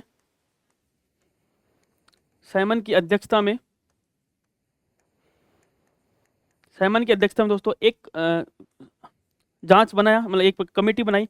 और जो कमेटी तो जैसे बनी, ठीक है, जिसके अंदर आप देखोगे फिर भारत आता है इस कमेटी, साइमन कमीशन की अध्यक्षता में 2 साल पहले ही बन जाती है साइमन कमीशन कमेटी। और कहते हैं कि इसके लिए संवैधानिक आयोग का गठन किया गया। और दोस्तों इसमें सबसे इंपॉर्टेंट बात थी, इसमें टोटल कितने सदस्य थे, 7, कितने सदस्य थे, 7 सदस्य। कितने सदस्य, 7, और एक भी इसमें से क्या नहीं था, भारतीय नहीं था। क्या नहीं था, भारतीय नहीं था, भारतीय नहीं था। ठीक है दोस्तों, ये सबसे इसलिए इसको श्वेत कमीशन भी कहते हैं, क्योंकि सांसद थे 7, सारों क्या थे, सांसद थे, इसलिए सांसद जो कि ब्रिटेन सांसद थे सारे। ठीक है, इसको श्वेत कमीशन भी इसको कहा जाता है। क्या कहा जाता है, श्वेत कमीशन भी इसको कहा जाता है। फिर अपन इसकी सिफारिश पढ़ेंगे, साइमन कमीशन की कौन कौन सिफारिश थी। और कहते हैं कि बाकायदा साइमन गो बैक के नारे होते हैं बाकायदा, ठीक है, और कहते हैं कि सब जगह इसका विरोध हुआ, Simon go back, Simon go back, Simon go back. और कहते हैं कि बाकायदा लाहौर में तो लाला लाजपत राय के जो साथ में जुलूस चल रहा था। और कहते हैं कि वहाँ पर जो वहाँ का जो पुलिस कमिश्नर था, उसने दोस्तों यहाँ पर क्या कर दी, इनको लाठियों से बुन दिया गया। और कहते हैं कि वहाँ पर इनकी मृत्यु हो जाती है। और कहते हैं कि यहाँ नहीं, लाहौर के अलावा आप देखोगे कि कानपुर के अंदर गणेश शंकर विद्यार्थी थे। ठीक, इसके अलावा अगर देखो यूपी के अंदर तो आपके गोविंद वल्लभ पंत थे, ठीक है, और अपने जवाहरलाल नेहरू थे। ठीक है, इसके अलावा अगर बात करेंगे तो खुद पटना के अंदर राजेंद्र प्रसाद थे। ठीक, ये तमाम दोस्तों लोग थे, ये इसका क्या कर रहे थे, एक प्रकार से विरोध कर रहे थे। बंगाल के अंदर सुभाष चंद्र बोस थे। तो साइमन कमीशन का दोस्तों भयंकर तरीके से क्या हो रहा था, यहाँ पर विरोध यहाँ पर हो रहा था। और कहते हैं कि सारी बातें अपन इसकी पढ़ेंगे कि कौन कौन सी इनकी सिफारिश थी, क्या क्या ये बातें कर रहे थे। ठीक है, सबसे पहले दोस्तों साइमन कमीशन 1919 के एक्ट के अंदर कहा गया था कि अगले 10 वर्षों के अंदर, ठीक है, कि हम भारत के अंदर संवैधानिक स्थिति को जांच करने के लिए एक आयोग बनाएंगे, एक कमेटी बनाएंगे बाकायदा। और कहते हैं कि सरकार को यूँ लगा अगर सरकार कंजर्वेटिव पार्टी आई तो दिक्कत हो जाएगी, ईजी हो जाएगी, जबकि अगर लेबर पार्टी आई तो यहाँ पे क्या हो जाएगी, एक प्रकार से उनको छूट दे देगी एक प्रकार से, ठीक है। आगामी चुनाव के अंदर लेबर पार्टी इनको बिल्कुल छूट दे दी। दोस्तों 2 साल पहले इन्होंने क्या भेज दिया, एक प्रकार से किसकी अध्यक्षता में, साइमन की अध्यक्षता में एक प्रकार से आयोग गठन कर दिया। और कहते हैं कि इसके अंदर दोस्तों एक भी भारतीय सदस्य नहीं था। ये दोस्तों मेन वजह थी कि भाई आप बात तो कर रहे हो कि भाई भारत के अंदर संवैधानिक स्थिति की जांच करने के लिए, लेकिन इसके अंदर एक भी भारतीय सदस्य नहीं है, तो ये सबसे बड़ी दिक्कत थी। और सातों सदस्य दोस्तों आप देखो कि ब्रिटिश सांसद थे, इसलिए सांसद इसको, ठीक है, ब्रिटिश टोटली सांसद थे सारे सातों के सातों। और कहते हैं कि साइमन गो बैक के नारे भी होते हैं बाकायदा, ठीक है, जब लाहौर में आते हैं ये, ठीक है, बॉम्बे के अंदर आते हैं ये। और कहते हैं कि इसको सैयद कमीशन भी यहाँ पर कहा जाता है दोस्तों। अब इसकी सिफारिश पढ़ लेते हैं, कौन कौन सी इसकी सिफारिशें थी, ठीक है। चलते हैं साइमन कमीशन। हाँ, साइमन कमीशन 1927 से लेकर 1928 तक साइमन कमीशन। तो समझना 1927 में दोस्तों साइमन की अध्यक्षता में ब्रिटिश सरकार ने एक संवैधानिक आयोग का गठन किया, जिसका मुख्य उद्देश्य क्या था कि भारत में क्या करना, संवैधानिक स्थिति की क्या करना, जांच करना। इसमें टोटल कितने सदस्य थे, टोटल 7 सदस्य थे, लेकिन इसमें एक भी भारतीय सदस्य इसके अंदर नहीं था। और इसलिए दोस्तों इसको क्या बोलते थे, श्वेत कमीशन इसको कहा जाता था। और कहते हैं भारतीयों ने क्या किया, इसका विरोध किया। ठीक, क्या आपको समझ में आ गया यहाँ तक?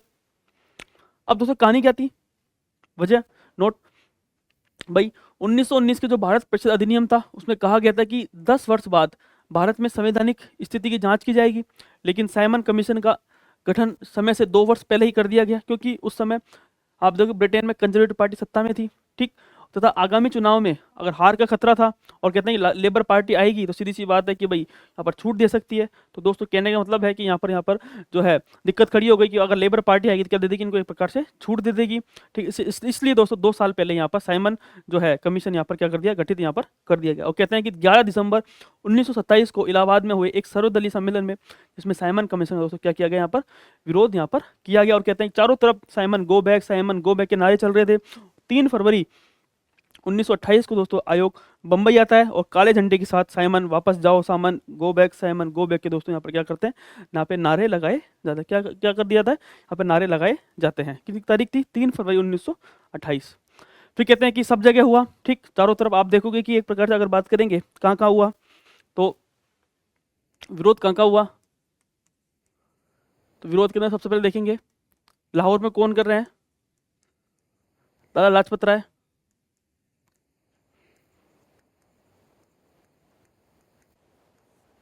यूपी में संयुक्त प्रांत,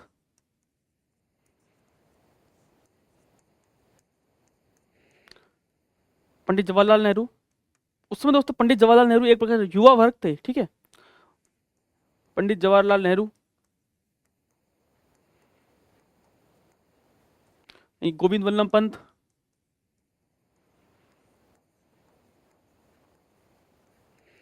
दोस्तों ध्यान रखना जब 1937 के चुनाव होते हैं ना, जब यूपी के अंदर सरकार बनती है कांग्रेस गवर्नमेंट की, ठीक है, 1937 के चुनाव में, तो प्रधानमंत्री यूपी के संयुक्त प्रांत के प्रधानमंत्री कौन रहते हैं, गोविंद वल्लभ पंत ही रहते हैं। ठीक, लाहौर है, बंगाल है, सुभाष बाबू। भयंकर तरीके से दोस्तों वहां पर विरोध होता है, ठीक, बंगाल में कहा है सुभाष बाबू। इसके अलावा पटना, राजेंद्र प्रसाद,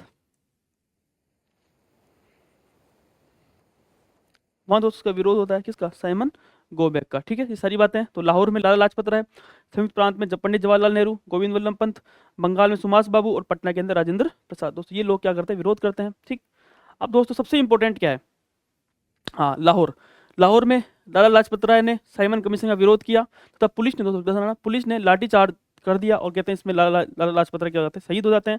फिर दोस्तों लास्ट में कहा था लाला जी ने कि मेरे शरीर पर पड़ी पड़ी एक एक लाठी अंग्रेजी साम्राज्य के ताबूत के कील के समान आपके यहाँ पर होगी। दोस्तों ये आप पढ़ते हैं लाला लाजपत राय के अंदर, आपको मैंने अच्छे से बता रखा था सारी बातें, ठीक है ना।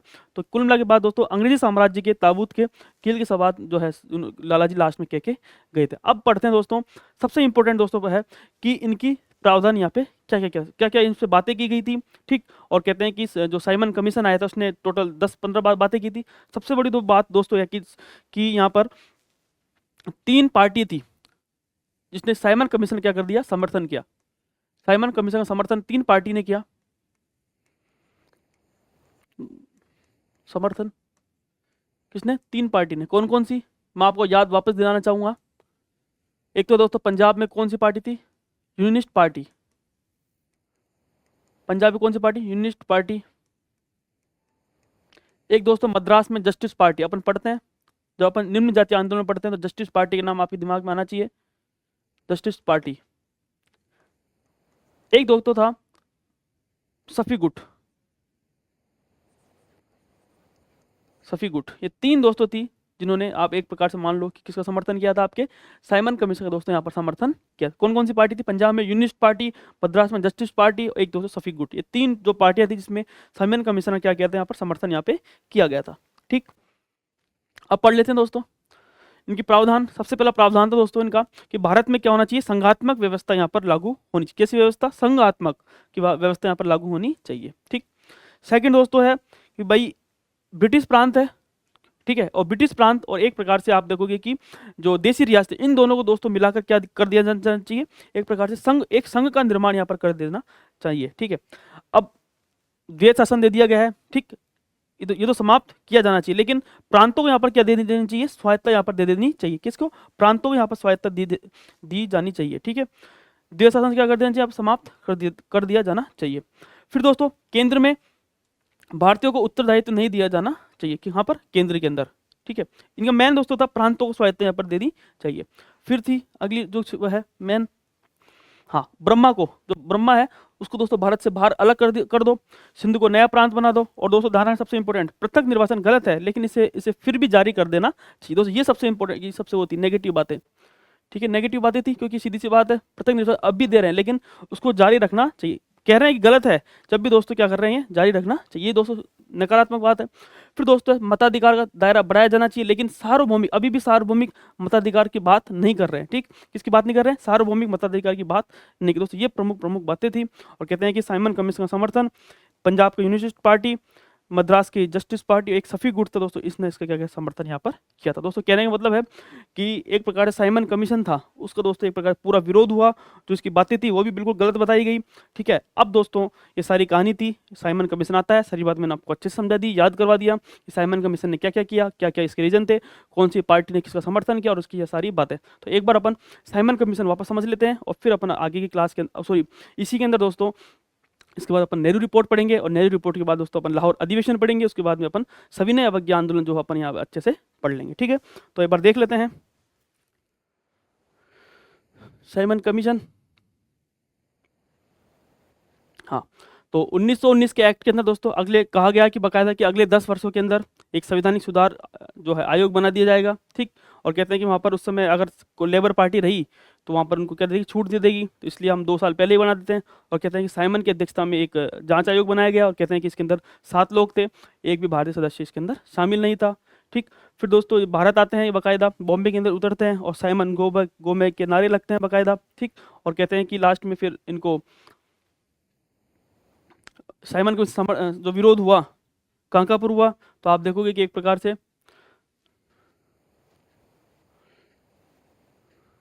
लाहौर के अंदर लाला लाजपत राय ने विरोध किया, संयुक्त प्रांत के अंदर पंडित जवाहरलाल नेहरू ने, गोविंद वल्लभ पंत ने, और बंगाल के अंदर सुभाष बाबू ने, और पटना के अंदर राजेंद्र प्रसाद दोस्तों इनका विरोध किया बाकायदा।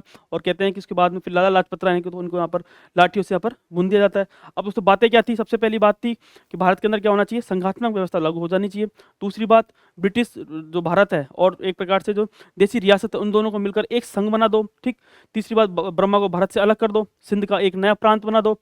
ठीक है, और कह रहे हैं कि बाकायदा की जो द्वैत शासन है इसको समाप्त नहीं किया जाना चाहिए। ठीक, और कहते हैं कि बाकायदा कह रहे हैं कि भाई जो सार्वभौमिक मताधिकार है उसको बिल्कुल लगाया नहीं जाना चाहिए। ठीक, और दोस्तों सबसे इंपॉर्टेंट बात थी कि इनकी कि पृथक निर्वाचन गलत है लेकिन इसको भी क्या करना चाहिए? इसको जारी करना यहाँ पर चाहिए। ठीक है, और कह रहे हैं कि बाकायदा समर्थन किया बाकायदा एक तो पंजाब यूनिस्ट पार्टी, मद्रास की जस्टिस पार्टी, एक तो सफी गुट था, इन तीनों ने दोस्तों इसका क्या किया? आपके समर्थन किया। दोस्तों ये था आपके साइमन कमीशन। अब दोस्तों बात आती है नेहरू रिपोर्ट की। ठीक, समझते हैं नेहरू रिपोर्ट। मोतीलाल जी नेहरू थे, बहुत बड़े प्रतिष्ठित वकील थे इलाहाबाद हाई कोर्ट के अंदर। नेहरू रिपोर्ट,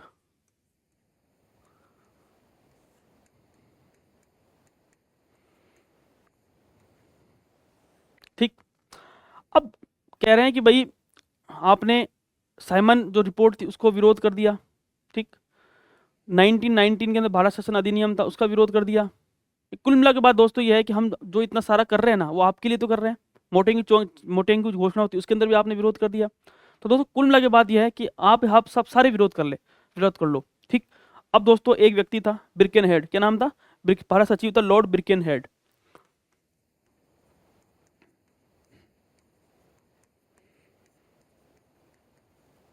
लॉर्ड बिर्केनहेड उसने बोला दोस्तों कि एक काम करो कि आपको शौक है ना बनाने का, क्या संविधान बनाने का शौक है ना, आप बनाओ, ठीक, आप बनाओ और हमें लाके दो।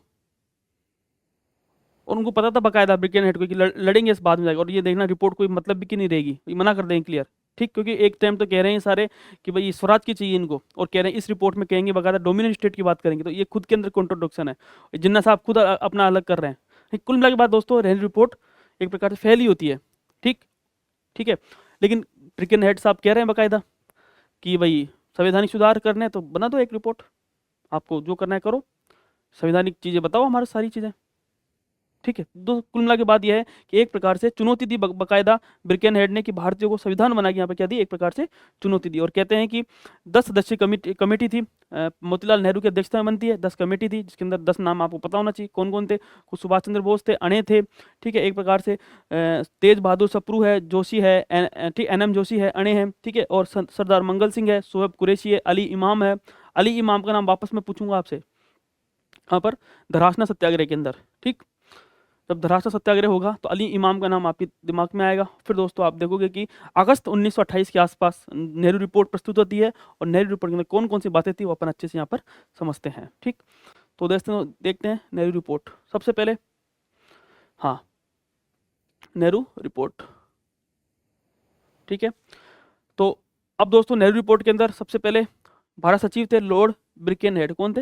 लॉर्ड बिर्केनहेड ने दोस्तों कहा भारतीयों को कि एक काम करें, संविधान बनाने की चुनौती दी बकायदा, आप संविधान बना के दिखाओ। और कहते हैं कि फरवरी 1928 में दिल्ली में, कहाँ पर, दिल्ली में प्रथम सर्वदलीय सम्मेलन होता है, और इसमें इस चुनौती को क्या कर दिया गया, एक प्रकार से स्वीकार यहाँ पर कर लिया गया। और कहते हैं कि संविधान निर्माण योजना का प्रारूप पेश प्रस्ताव यहाँ पर क्या कर दिया गया, प्रस्ताव पारित किया गया। कहाँ पर किया गया था? तो फरवरी 1928 के दिल्ली के अंदर।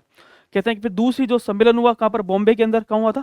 बॉम्बे के अंदर, बॉम्बे 1928 के अंदर हुआ। और कहते हैं कि द्वितीय सर्वदलीय सम्मेलन में किसको, मोतीलाल जी नेहरू, किसको, मोतीलाल जी नेहरू को की अध्यक्षता में एक 10 सदस्यीय कमेटी का यहाँ पर क्या किया गया, यहाँ पर गठन यहाँ पर किया जाएगा, ठीक। कहते हैं कि इसके अंदर तो कौन कौन 10 सदस्य थे ये आपको याद रखना है, तो नाम आपको सारे याद रखना है। एक तो है सुभाष चंद्र बोस, ये आपको याद रखना है। तेज बहादुर सप्रू, उदाहरण जयकर और सप्रू, ये दो ऐसे व्यक्ति है ना, ये हर जगह कूद जाते हैं। कहाँ युद्ध चल रहा है तो वहां पहुंच जाएंगे, जहां इनके समझौता करवाना है किसी को तो ये बंदे पहुंच जाएंगे। कौन? जयकर और तेज बहादुर सप्रू। ब्रिटेन जाना है तो वहां पर मध्यस्थता करवानी है तो ये पहुंच जाएंगे, ठीक। अंग्रेजों से लड़ाई लड़ानी है और बातें करनी है कि भाई भारतीयों के बीच में, क्योंकि पढ़े लिखे भी थे और एक प्रकार स्कॉलर थे, ये पढ़े लिखे काफी थे, तो ये पहुंच जाते थे। दोस्तों कहने का मतलब है जब गांधी इरविन समझौता होगा ना तो दोनों ही इस समझौते के अंदर एंट्री करवाएंगे। ये आपको याद रखना, वापस मैं पूछूंगा आपसे कि तेज बहादुर सप्रू और जयकर ने गांधी इरविन समझौता करवाया था 5 मार्च 1931 के, इनके सहयोग से। वापस में आपको दिमाग में याद आ जाना चाहिए, ठीक। NM जोशी साहब है, जयकर है, सरदार मंगल सिंह है, GR प्रधान है, MS अणे है। अब दोस्तों अली इमाम, आपको नाम वापस पूछूंगा मैं, अली इमाम कहाँ नाम याद आता है? अली इमाम नाम आपके दिमाग में आपके धरासना सत्याग्रह होता है, ठीक, जिसमें सरोजनी नायडू के नेतृत्व में होता है, जिसके अंदर मणिलाल जो कि गांधी जी के पुत्र थे, और एक दोस्तों अली इमाम, ये भी इसके अंदर भाग यहाँ पर लेते हैं। एक दोस्तों सोहेब कुरैशी थे, और कहते हैं कि इसका सचिव जो दोस्तों किसको बनाया गया था यहाँ पर, पंडित जवाहरलाल नेहरू के यहाँ पर सचिव यहाँ पर बनाया गया। और कहते हैं कि बाद में जाकर जो बाप बेटे हैं, ठीक, ये दोनों खुद तो अध्यक्ष बन रहे, सचिव कौन बन रहे, जवाहरलाल नेहरू खुद बाप, पिताजी और बेटे चल रहे हैं, और खुद कहते हैं कि बाद में पंडित जवाहरलाल नेहरू ने क्लियर मना कर दिया था बकायदा कि जो ये नेहरू रिपोर्ट आई है ना, ये जो इसके अंदर जो प्रावधान लिखे गए हैं कि भाई ये डोमिनेंट स्टेट की बात कर रहे हैं, हमें डोमिनेंट स्टेट चाहिए ही नहीं। गांधी ने क्या कहा था कि हम 1 साल के अंदर स्वराज के ले लेंगे, हमें तो सिर्फ क्या चाहिए, पूर्ण स्वराज चाहिए। और बकायदा 1929 के अंदर लाहौर डिक्लेरेशन होता है, उसके अंदर बकायदा कहा जाता है कि हमें क्या चाहिए, पूर्ण स्वराज चाहिए। और कहते हैं इन्होंने बाद में खुद ने, पंडित जवाहरलाल नेहरू ने और कहते हैं सुभाष चंद्र बोस ने मिलकर एक अलग से खुद ने पार्टी बना दी थी। तो दोस्तों अलग से मिलकर ये पार्टी यहाँ पर बना भी देते हैं। और कहते हैं कि बकायदा बेटे ने पिताजी की जो रिपोर्ट थी उसका क्या किया था, एक प्रकार से विरोध यहाँ पर किया था, ठीक है। तो ये प्रस्तुत की अगस्त के आसपास 1928 के अंदर, और रिपोर्ट प्रस्तुत की जिसमें नेहरू रिपोर्ट के नाम से इसको जाना जाता है, ठीक है। और कहते हैं दोस्तों महात्मा गांधी जी ने कहा था बकायदा, समझना, अगर औपनिवेशिक राज्य की बात स्वीकार नहीं की जाती है तो हमें पूर्ण स्वराज से कम किसी बात पर भी मंजूरी नहीं है। ये दोस्तों किसने कहा था? आपके गांधी जी ने कहा था। अब दोस्तों देखते हैं क्या बात है। प्रमुख सिफारिश, सबसे पहली सिफारिश है कि वही चीज़ें जो ब्रिटिश भारत है, जो साइमन कमीशन कह के गए थे कि जो ब्रिटिश भारत है और देसी रियासत है उनको क्या कर दो, एक कर दो। क्या कर दो? एक संघ बना दो। क्या बना दो? एक संघ बना दो। ठीक, पहली चीज। दूसरी बात, भारत में संघात्मक व्यवस्था लागू करो, लेकिन क्या करो? केंद्र को अधिक से अधिक क्या दो? शक्तियां दो। भाई अगर संघात्मक व्यवस्था तो लागू करो, लेकिन शक्तियां किसको दो? अधिक से अधिक केंद्र को दो। ठीक। तीसरी बात दोस्तों सबसे इंपॉर्टेंट है, भारत को डोमिनियन स्टेट का दर्जा यहाँ पर दिया जाना चाहिए। तो यही बात थी जो आगे दिक्कत खड़ी होती है, और कहते हैं कि पंडित जवाहरलाल नेहरू इसी के कारण ही खुद की अलग से पार्टी बनाते हैं, और बाकायदा फिर जब अगला 1929 का लाहौर डिक्लेरेशन अधिवेशन होता है, ठीक है, उसमें घोषणा पत्र भी होता है, उसके बाकायदा उस बातें करते हैं हमें क्या चाहिए? पूर्ण स्वराज यहाँ पर चाहिए। फिर वही बर्मा को भारत से अलग कर दो, वही सारी बातें साइमन दो लिख वही रहे सारी बातें। सिंध, उड़ीसा तथा उत्तर पश्चिम सीमा प्रांत को क्या बनाया जाना चाहिए? एक नया राज्य बनाया जाना चाहिए, और पृथक निर्वाचन को समाप्त किया जाना चाहिए, लेकिन अल्पसंख्यकों को क्या दिया जाना चाहिए? यहाँ पर सामान्य आरक्षण यहाँ पर दिया जाना चाहिए। प्रांतों को द्वैत शासन समाप्त कर दो, उसमें स्वायत्तता ला दो। अब दोस्तों भारतीयों में क्या होना चाहिए? सार्वभौमिक मताधिकार यहाँ पर भारतीयों में होना चाहिए। ठीक, वही बातें हैं सारी। और कहते हैं कि भारतीयों को क्या दिया जाना चाहिए? यहाँ पर मूल अधिकार यहाँ पर दिया जाना चाहिए। और कहते हैं कि बाकायदा मोहम्मद अली जिन्ना साहब, हिंदू महासभा ने दोस्तों इसका क्या था? इसका एक प्रकार से विरोध किया था। खुद सुभाष बाबू विरोध कर रहे थे, बाद में आप देखोगे कि खुद जवाहरलाल नेहरू विरोध करेंगे, जिन्ना साहब विरोध करेंगे, मुस्लिम लीग विरोध करेगी, और महासभा भी इसका विरोध करेगी। नेहरू रिपोर्ट क्या किया? एक प्रकार से विरोध किया, और कहता है जिन्ना ने नेहरू रिपोर्ट के विरोध में अपना 14 सूत्रीय मांग यहाँ पर प्रस्तुत यहाँ पर किया। कुल मिला के बाद दोस्तों जिन्ना साहब तो अपने मुस्लिम लीग से संबंधित जो मुस्लिम बातें थी वो सारा यहाँ पर मनवाने की कोशिश यहाँ पे कर रहे थे, और कहते हैं कि जवाहरलाल नेहरू और सुभाष चंद्र बोस में बाबू ने डोमिनियन स्टेट का किसका किया? डोमिनियन स्टेट का यहाँ पर विरोध किया, तथा इन दोनों ने इंडिपेंडेंस लीग फॉर इंडिया की यहाँ पर स्थापना की। दोस्तों ये ध्यान रखना, आपको पार्टी आपको याद होनी चाहिए। ठीक है, इंडिपेंडेंस लीग फॉर इंडिया, ये आपको दोस्तों अच्छे से याद यहाँ पर होना चाहिए। अब दोस्तों आपको कुछ को समझ में आया डोमिनियन स्टेट क्या होता है?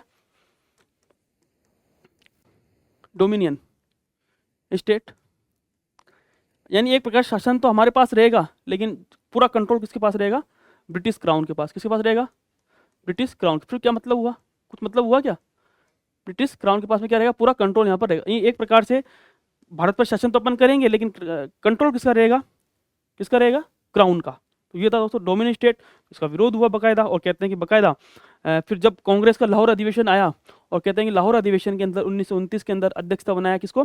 जवाहरलाल नेहरू को। और वो कहते हैं कि पंडित जवाहरलाल नेहरू ने इसके अंदर सबसे इंपॉर्टेंट पूर्ण स्वराज किसकी बात करी? पूर्ण स्वराज की दोस्तों यहाँ पर मांग की थी। और कहते हैं कि 26 जनवरी 1930 को स्वतंत्रता दिवस यहाँ पर घोषित यहाँ पर किया गया था। और कहते हैं कि इस अधिवेशन में सविनय अवज्ञा आंदोलन चलाने के यहाँ पर क्या किया गया? एक प्रकार से निर्णय लिया गया। और कहते हैं कि पंडित जवाहरलाल नेहरू ने बाकायदा कहा था कि मैं गणतंत्रवादी और समाजवादी हूँ। ठीक, यहाँ पर बात की थी कि मैं गणतंत्रवादी हूँ और समाजवादी हूँ।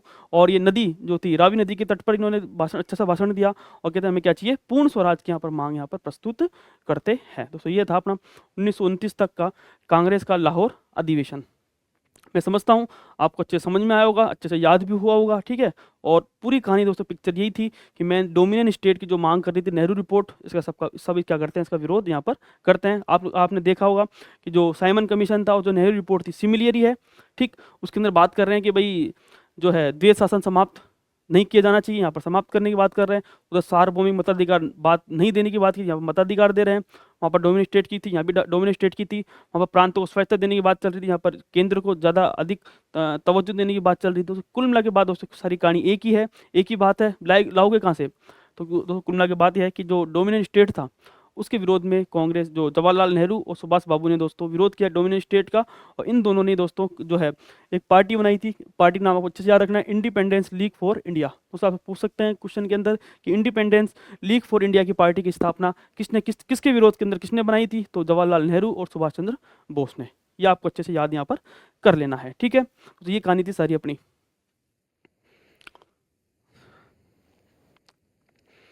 हाँ, अब दोस्तों यहाँ तक अपन ने पढ़ लिया है, एक बार अपन पुराना रिवीजन कर लेते हैं यहाँ तक का पूरा। ठीक है ना, ताकि आपको चीज़ सारी याद हो सके। तो ये रहा स्वराज पार्टी से तीन चीज़ें अपन ने देखी यहाँ पर। देखो सबसे पहले देखिए अपन ने स्वराज पार्टी, जो कि इसकी स्थापना 1 जनवरी 1923 को कहाँ हो रही है? इलाहाबाद के अंदर। कहाँ हो रही है? इलाहाबाद में। कौन कौन है इसमें? सी आर दास, इसमें कौन है? मोतीलाल जी नेहरू, ठीक। फिर दोस्तों गांधी दास समझौता होता है 1925 के आसपास, ये जो है सी आर दास जी खत्म हो जाते हैं, गांधी दास समझौता हुआ।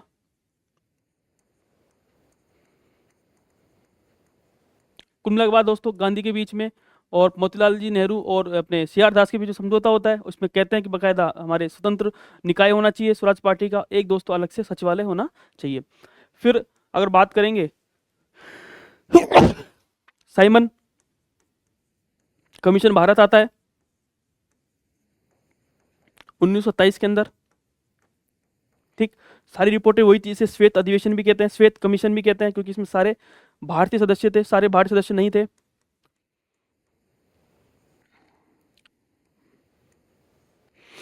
श्वेत कमीशन क्या कहा जाता है? श्वेत कमीशन कहते हैं इसको, क्योंकि सारे इसमें क्या थे? अंग्रेज थे, ठीक है। साइमन कमीशन विरोध भी होता है, चारों तरफ जुलूस हड़तालें निकाली जाती है, ठीक, अलग अलग क्षेत्रों के अंदर। फिर दोस्तों एक रिपोर्ट आती है अलग से, नेहरू रिपोर्ट।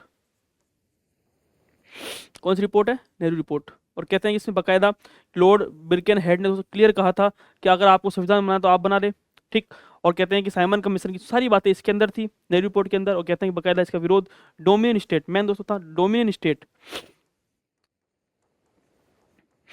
डोमिनियन स्टेट के विरोध में।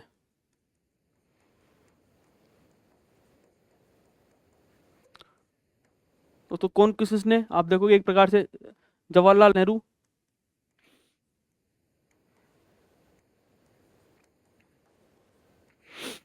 सुभाष चंद्र बोस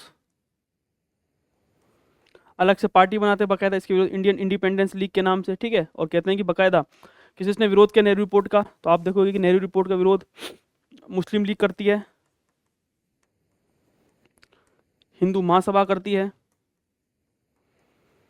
कौन करता है? हिंदू महासभा इसका विरोध करती है। दोस्तों तमाम चीज़ें थी सारी, कुल मिला के बाद दोस्तों नेहरू रिपोर्ट थी वो डोमिनियन स्टेट के कारण यहाँ विरोध में हट जाती है, और कहते हैं इसकी बातें मानते नहीं है। फिर 1929 के अंदर लाहौर अधिवेशन होता है कांग्रेस का, अध्यक्षता कौन संभालता है? खुद पंडित जवाहरलाल नेहरू। और कहते हैं इसके अंदर पहली बार पूर्ण किसकी बात की जाती है? पूर्ण स्वराज की यहाँ पर बात की जाती है, पूर्ण स्वराज की यहाँ पर बात यहाँ पर की जाती है। तो ये सारी बातें थी, ठीक। और कहते हैं यहाँ पर रावी नदी के आसपास वहाँ पर ये सम्मेलन होता है बाकायदा लाहौर के अंदर। और कहते हैं कि इसके अंदर खुद सुभाष बाबू ने कहा था कि मैं क्या हूँ? गणतंत्रवादी हूँ, और मैं क्या हूँ? एक प्रकार समाजवादी हूँ। तो फिर कहते हैं कि यहाँ से दोस्तों एक नया आंदोलन, एक नई किरण गांधी जी के द्वारा, एक नया जन आंदोलन, अध्यक्षता होना तो किसको? जवाहर को। नया वर्ग है, नया युवा है, ठीक है, अच्छी बातें समझता है, इंग्लिश आती है इसको, सारी बातें आती है। तो आप देखो इसको अध्यक्ष बना दिया जाता है। कहते हैं कि यहीं से ही जो है सविनय अवज्ञा आंदोलन की दोस्तों रूपरेखा लिखी गई, और निर्णय लिया गया कि यहाँ से ही सविनय अवज्ञा आंदोलन क्या किया जाएगा, यहाँ से प्रारंभ यहाँ से किया जाएगा। दोस्तों ये थी कहानी, ठीक है, यहाँ तक कि फिर दोस्तों पढ़ेंगे अपन आगे अपन सविनय अवज्ञा आंदोलन आगे, ठीक है। एक तो पढ़ेंगे गांधी जी की गांधी इरविन मांग 11 सूत्रीय, ठीक, 11 सूत्रीय मांग, सविनय अवज्ञा आंदोलन चालू हो जाता है यहाँ से। मांगे मानती नहीं गांधी इरविन जो समझौता उसमें अंदर मांगे मानी नहीं इरविन ने, और जब मांगे नहीं मानी तो आंदोलन खड़ा कर दिया, सविनय अवज्ञा आंदोलन। कहाँ से? दांडी से चालू होता है ये, ठीक है, दांडी से प्रारंभ होता है पूरे भारत के अंदर इसका, जो आप देखोगे दांडी विरोध के अंदर प्रचार प्रसार होता है, ठीक है। फिर दोस्तों प्रथम गोल में सम्मेलन होता है जिसके अंदर राजस्थान के 3 लोग गए थे, ठीक है। उसके बाद दोस्तों आप देखोगे कि जो है सेकंड कॉन्फ्रेंस हुई थी जिसके अंदर कांग्रेस ने इसके अंदर भाग लिया था, गोलमेज सम्मेलन में क्या लिया था? यहाँ पर भाग, यहाँ पर भाग लिया, ठीक है। दोस्तों ये बातें ये अपन दोस्तों नेक्स्ट क्लास के अंदर अपन पढ़ेंगे, जिसके अंदर अपन पढ़ेंगे एक तो गांधी इरविन समझौता, ठीक, जो कि इरविन समझौता है। फिर सविनय अवज्ञा आंदोलन, दांडी यात्रा, ठीक, प्रथम गोलमेज सम्मेलन और सेकंड गोलमेज सम्मेलन में दोस्तों किसने भाग लिया था? यहाँ पर कांग्रेस ने यहाँ भाग लिया था। जबकि प्रथम गोलमेज सम्मेलन के अंदर राजस्थान से 3 लोगों ने यहाँ पर भाग लिया। वो पूरा मैं बताऊंगा, अच्छे से याद करवाऊंगा आपको, ठीक है, सारी बातें करवाऊंगा दोस्तों। यहाँ तक की अपनी थी क्लास, जिसके अंदर अपन ने पढ़ा कि आज तो अपन ने एक स्वराज पार्टी पढ़ी, एक नेहरू रिपोर्ट पढ़ी, एक साइमन कमीशन पढ़ा। पूरी कहानी मैंने आपको अच्छे से समझा दी है, अब आपको याद करना है, ठीक है। अगली क्लास के अंदर अपन मिलते हैं। अब दोस्तों अगली क्लास के अंदर अपन गांधी इरविन समझौता, सविनय अवज्ञा आंदोलन, दांडी यात्रा, सारी कहानी अपन पढ़ेंगे इसके अंदर। Okay, thank you.